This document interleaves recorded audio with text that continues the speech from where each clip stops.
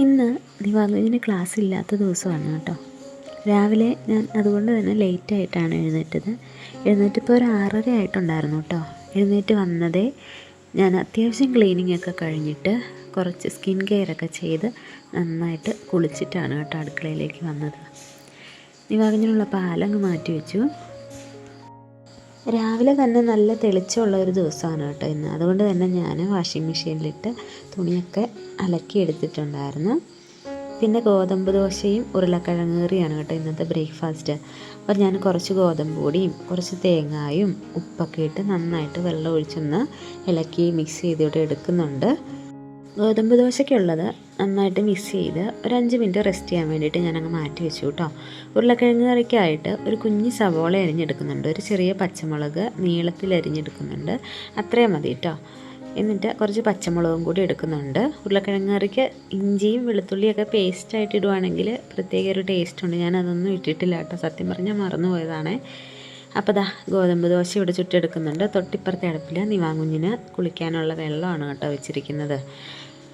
അപ്പോൾ നമ്മുടെ ഉരുളക്കിഴങ്ങ് കറിക്ക് വേണ്ടിയിട്ട് വെളിച്ചെണ്ണ ഒഴിച്ച് കടുക് ഇട്ട് പൊട്ടിച്ച് കുറച്ച് പെരുംജീരകവും കൂടി ഇട്ടൊന്ന് മൂത്ത് കഴിയുമ്പോഴത്തേക്കും നമ്മുടെ അരിഞ്ഞു വെച്ചിരിക്കുന്ന സവോളയും കറിവേപ്പിലയും പച്ചമുളകും കൂടി ചേർത്ത് കൊടുക്കാം. നന്നായിട്ടൊന്ന് വഴണ്ട് വരുമ്പോൾ കുറച്ച് മഞ്ഞൾപ്പൊടി, ഒരു 1/4 ടീസ്പൂൺ ഗരം മസാലയും കൂടി ചേർത്ത് കൊടുക്കാം കേട്ടോ. ഞാൻ പെട്ടെന്ന് വന്നൊരു ഐഡിയയിൽ ആ ഒരു വെന്ത ചാറിനകത്തുനിന്ന് കുറച്ച് ചാറെടുത്തിട്ട് അതിനകത്തേക്ക് കുറച്ച് കോൺഫ്ലോറും കൂടെ ചേർത്തൊന്ന് മിക്സ് ചെയ്ത് നമ്മുടെ കറിക്കകത്തായിട്ട് മിക്സ് ചെയ്ത് കൊടുത്തു കേട്ടോ. അപ്പോൾ ഈ കറിക്ക് നല്ല ടേസ്റ്റ് ഉണ്ടായിരുന്നു കേട്ടോ. നമ്മൾ കടയിൽ നിന്നൊക്കെ കഴിക്കുന്ന മസാലക്കറി ഇല്ലേ, ഉരുളക്കിഴങ്ങ് മസാല, അതിൻ്റെ ഒരു രുചി ഉണ്ടായിരുന്നു കേട്ടോ. അപ്പോൾ ഇതുപോലെ ട്രൈ ചെയ്യാത്തവർ ഒന്ന് ട്രൈ ചെയ്ത് നോക്കുള്ളൂ കേട്ടോ. നല്ല രുചിയാണ്, നമുക്ക് സിമ്പിളായിട്ട് ചെയ്തെടുക്കാനും പറ്റുമല്ലോ. നല്ല തിക്കായിട്ടുള്ളൊരു ഗ്രേവിയാണ് കേട്ടോ കിട്ടിയത്. മുറ്റത്തെ പുല്ലൊക്കെ പറിച്ച് പിന്നെ എനിക്ക് രാവിലെ മുറ്റം അടിക്കാനൊക്കെ ഒത്തിരി ഇഷ്ടമാണ് കേട്ടോ. അപ്പോൾ ഇന്നൊരു ചെറിയ ഇളം വെയിലും കൂടെ വന്നപ്പോഴത്തേക്കും മുറ്റം കാണാൻ നല്ല ഭംഗിയുണ്ടായിരുന്നേ. നമ്മുടെ വഴുതനങ്ങയിൽ കുറച്ചധികം വഴുതനങ്ങ നിൽപ്പുണ്ടായിരുന്നു കേട്ടോ. അപ്പോൾ ഞാൻ രാവിലെ തന്നെ അതങ്ങ് പറിച്ചെടുത്തു കേട്ടോ. ഇന്ന് നമുക്ക് ഉച്ചയ്ക്ക് തോരൻ വെക്കാനായിട്ട് ഈ വഴുതനങ്ങ എടുക്കാം. പിന്നെ നമ്മുടെ പാവലും പയറും ഒക്കെ പറിച്ച് കളഞ്ഞായിരുന്നല്ലോ, അത് കാരണം വഴുതനങ്ങ മാത്രമാണ് കേട്ടോ ഇപ്പോൾ ഉള്ളത്. ഉള്ളത് ഞാൻ രാവിലെ തന്നെ ഇങ്ങ് പറിച്ചെടുക്കുന്നുണ്ടേ. നിവാകുഞ്ഞ് അകത്തിരുന്ന് TV കാണുന്നുണ്ട് കേട്ടോ. പിന്നെ രാവിലെ അവന് പാലൊക്കെ എടുത്ത് കൊടുത്തിട്ട് അവനത് അകത്തിരുന്ന് കുടിച്ചുകൊണ്ടിരിക്കുകയാണ്. ആ ഒരു സമയത്താണ് കേട്ടോ ഞാൻ പെട്ടെന്ന് ഇങ്ങനെ ഇറങ്ങി വന്നിട്ട് വഴുതനങ്ങ പറിച്ചെടുക്കുന്നത്. പിന്നെ നമ്മളുടെ താമരയുടെ ആ ഒരു ടബിനകത്ത് നിറച്ചും മറ്റേ അസോളയുടെ ചെടി വളർന്നു നിൽക്കുകയാണ്. അതൊക്കെ ഇന്നൊന്ന് ക്ലീൻ ചെയ്യാമെന്ന് ഓർത്തുകൊണ്ടാണ് കേട്ടോ. പിന്നെ ഉരുളക്കിഴങ്ങ് അടുപ്പത്തിരിപ്പുണ്ട്, അതവിടെ ഇരുന്ന് ആയിക്കോളും കേട്ടോ. അപ്പോൾ നമുക്ക് പെട്ടെന്ന് തന്നെ നമുക്ക് ഈ വഴുതനങ്ങ പറിച്ചിട്ട് അകത്തേക്ക് കയറിപ്പോകാം. കാരണം നമ്മുടെ ദോശക്കല്ലേ കിടക്കുവാണ്. അങ്ങനെ നമുക്ക് ഇത്രയും വഴുതനങ്ങ കിട്ടിയിട്ടോ. അപ്പോൾ ഉച്ചക്കത്തേക്ക് വഴുതനങ്ങ തോരനും ഇതിൽ വഴുതനങ്ങ 2-3 എടുത്ത് ഫ്രൈയും കൂടെ ചെയ്യാമെന്ന് ഓർത്തുകൊണ്ടാണ് കേട്ടോ. നിവാകുഞ്ഞിന് വഴുതനങ്ങ ഫ്രൈ ചെയ്തത് ഒരുപാട് ഇഷ്ടമാണ്. അങ്ങനെ ഞാൻ വഴുതനങ്ങയൊക്കെ പറിച്ചുകൊണ്ട് വന്ന് ഗോതമ്പ് ദോശ മുഴുവൻ ചുട്ടെടുത്ത് കറിയും കൂടി അങ്ങ് വെന്ത് വന്നപ്പോഴത്തേക്കും പുറത്ത് നല്ല മഴയായിട്ടോ.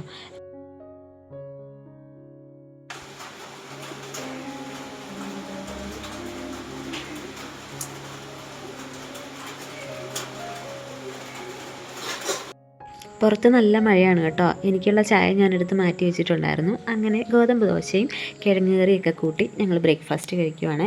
ബ്രേക്ക്ഫാസ്റ്റ് കഴിച്ച് കഴിഞ്ഞിട്ട് നമുക്ക് പുറത്ത് കുറച്ച് പണികളുണ്ട് കേട്ടോ. നമ്മളുടെ ആ താമരക്കുളമല്ല, ആ താമരയുടെ ടബൊക്കെ ഒന്ന് ക്ലീൻ ചെയ്യാമെന്ന് ഓർത്തുകൊണ്ടാണ് കേട്ടോ. അതിൽ നിറച്ച് പായൽ കയറി കിടക്കുവാണ്. പായൽ കിടക്കുന്ന കാരണം നമ്മുടെ താമര അങ്ങ് വളർന്നു വരുന്നില്ല. മഴക്കാലത്ത് നല്ലതുപോലെ ഇലയൊക്കെ നന്നായിട്ട് വളർന്നു വരണ്ടല്ലേ. അപ്പോൾ നിറച്ച് പായൽ കിടക്കുന്ന കാരണം അതങ്ങ് നല്ലപോലെ വളരുന്നില്ല കേട്ടോ. അപ്പോൾ നമുക്ക് അതൊക്കെ ഒന്ന് ക്ലീൻ ചെയ്യണം.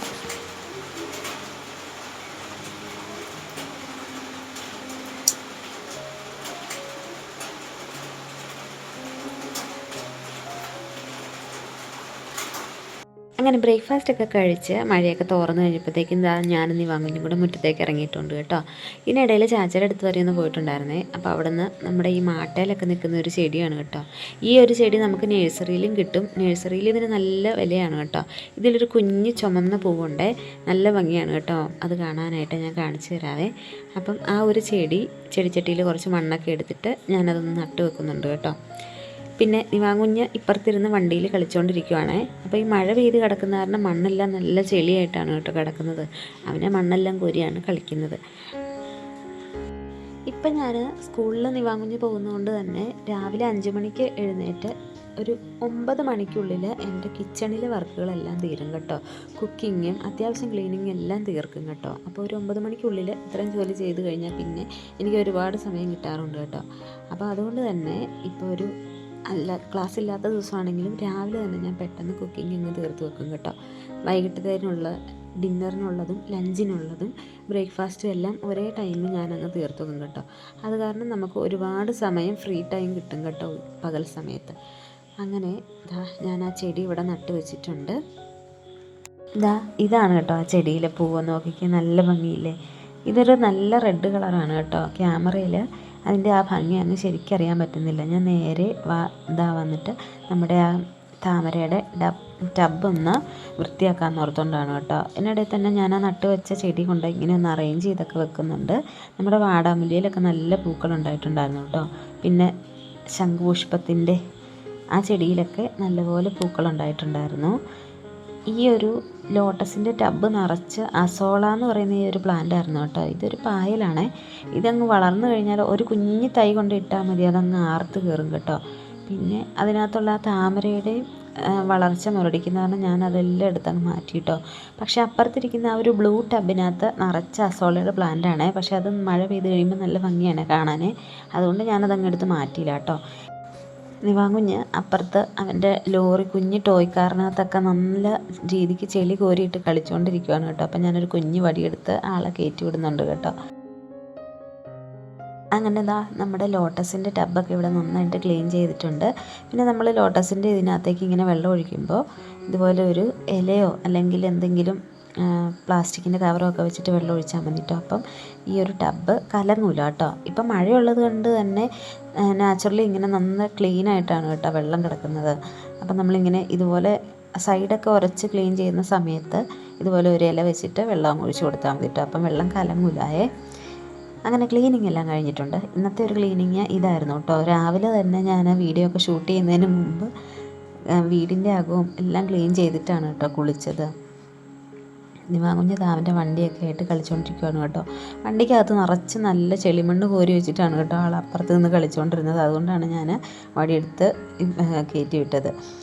അപ്പോൾ ഞാൻ ആ വണ്ടികളൊക്കെ ഒന്ന് കഴുകി വെള്ളം പോകാനായിട്ടൊന്ന് മാറ്റി വെക്കുന്നുണ്ട് കേട്ടോ. ഇല്ലെങ്കിൽ ഈ ചെളിയും മണ്ണും എല്ലാം ആയിട്ട് വീടിനകത്തേക്ക് കയറും ആൾ. അത് കാരണം ഞാൻ തന്നെ അതെടുത്ത് നല്ലപോലെ ഒന്ന് തേച്ച് കഴുകി എടുത്ത് വെക്കുവാണ് കേട്ടോ. അപ്പം നമ്മുടെ കഴിഞ്ഞ വ്ളോഗിൽ ഒരുപാട് കൂട്ടുകാർ കമൻസുകൾ അറിയിച്ചിട്ടുണ്ടായിരുന്നു കേട്ടോ. ക്ലീനിങ് വ്ളോഗ്സ് ചെയ്യണം, പിന്നെ എന്താണ് മുറ്റത്തിൻ്റെ ക്ലീനിങ് ചെയ്യണം, അങ്ങനെയൊക്കെ പറഞ്ഞിട്ട് ഒരുപാട് കമൻസുകൾ അറിയിച്ചിട്ടുണ്ടായിരുന്നു കേട്ടോ. അപ്പോൾ എല്ലാവർക്കും ഒരുപാട് നന്ദിയുണ്ട്. നമ്മുടെ വരുന്ന വ്ളോഗ്സിൽ ക്ലീനിങ് വ്ളോഗ്സും മുറ്റം ക്ലീനിങ്ങും ചെടി നടലും ഒക്കെ ആയിട്ട് നമുക്ക് കാണാം കേട്ടോ. നിവാങ്കുഞ്ഞിൻ്റെ വണ്ടികളെല്ലാം കഴുകി നേരെ വന്ന് രാവിലെ പറിച്ച വഴുതനങ്ങ ഇങ്ങ് അരിഞ്ഞെടുക്കുന്നുണ്ട് കേട്ടോ. നമുക്കൊരു കുഞ്ഞ് തോരനും വെക്കാം, പിന്നെ വഴുതനങ്ങ ഫ്രൈയും കൂടെ ആക്കാമെന്ന് ഓർത്തുകൊണ്ടാണ് കേട്ടോ.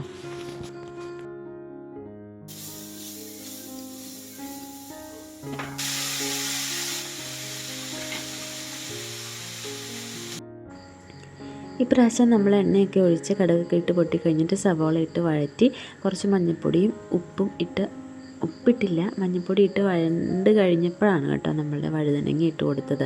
എന്നിട്ട് കുറച്ച് വെള്ളവും കൂടെ തളിച്ച് കൊടുക്കുന്നുണ്ട്. അപ്പം മഞ്ഞൾപ്പൊടിയൊക്കെ ഇട്ട് വഴണ്ട് കഴിഞ്ഞിട്ട് ഈ വഴുതനങ്ങ ഇട്ട് കറി വെച്ച് കഴിയുമ്പോഴത്തേക്കും നല്ലൊരു പ്രത്യേക ടേസ്റ്റാണ് കേട്ടോ. സാധാരണ ഞാൻ എല്ലാം കൂടെ ഒരുമിച്ചിട്ടാണ് വെക്കാറുള്ളത്. ഇങ്ങനെ വെച്ച് കഴിഞ്ഞപ്പോഴത്തേക്കും നല്ലൊരു ടേസ്റ്റായിരുന്നു കേട്ടോ. അങ്ങനെ നമ്മുടെ വഴുതനങ്ങ കറി ഇവിടെ റെഡി ആയിട്ടുണ്ട്. രാവിലെ മീൻ വന്നപ്പോൾ കുറച്ച് മീൻ വാങ്ങിച്ചിട്ടുണ്ടായിരുന്നു കേട്ടോ. അയലയായിരുന്നേ. അയല വറക്കുമ്പോൾ ഈ വെളുത്തുള്ളി ഇഞ്ചി പേസ്റ്റൊക്കെ ഇട്ട് വറക്കാറില്ലേ, അത് എനിക്ക് അത്ര വലിയ താല്പര്യമില്ല കേട്ടോ. അതിനകത്ത് ഒത്തിരി അരപ്പിരിക്കുന്ന പോലെ എനിക്ക് തോന്നും. അത് കാരണം അതെനിക്കിഷ്ടമില്ലായേ. അപ്പം ഞാൻ വെറുതെ ഇങ്ങനെ കുറച്ച് മഞ്ഞൾപ്പൊടി, മുളക് പൊടി, കുറച്ച് കുരുമുളക് പൊടി, പിന്നെ കുറച്ച് ചില്ലി ഫ്ലേക്സ് ഇട്ട് കൊടുക്കുന്നുണ്ട്. കുറച്ച് വെളിച്ചെണ്ണ ഇതുപോലെ ഒന്ന് സ്പ്രേ ചെയ്ത് കൊടുക്കുന്നുണ്ട് കേട്ടോ. ഞാൻ ദോശക്കല്ലിൽ തൂക്കാനായിട്ട് സ്പ്രേ ബോട്ടിൽ ഇങ്ങനെ ആക്കി വെച്ചിരിക്കുന്നതാണ് വെളിച്ചെണ്ണ. പിന്നെ കുറച്ച് കറിവേപ്പില നന്നായിട്ടൊന്ന് ഞെരടി ചതച്ചിട്ട് കൊടുക്കുന്നുണ്ട് കേട്ടോ. ഇത്രയേ ഉള്ളൂ. പിന്നെ ഉപ്പ്. അങ്ങനെ നന്നായിട്ട് തിരുമ്മി എടുത്തിട്ട് നമ്മളുടെ മീൻ വറുക്കാനുള്ളത് മാറ്റി വെച്ചിട്ട് കുറച്ചെടുത്ത് ഫ്രീസറിലേക്കും കൂടെ വെക്കുന്നുണ്ട്.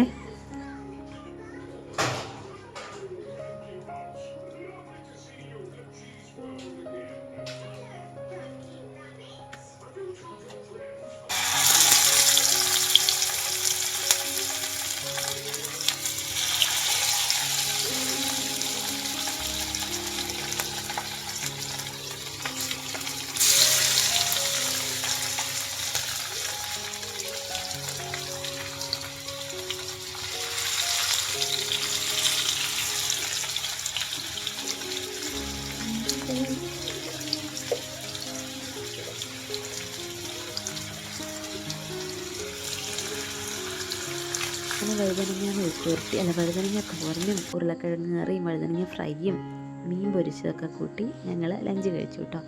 അപ്പോൾ ഇന്നത്തെ വ്ളോഗ് ഇത്രേ ഉള്ളൂ. നമുക്ക് അടുത്ത വ്ളോഗിൽ വീണ്ടും കാണാം. അതുവരെ ബൈ. Thanks for watching.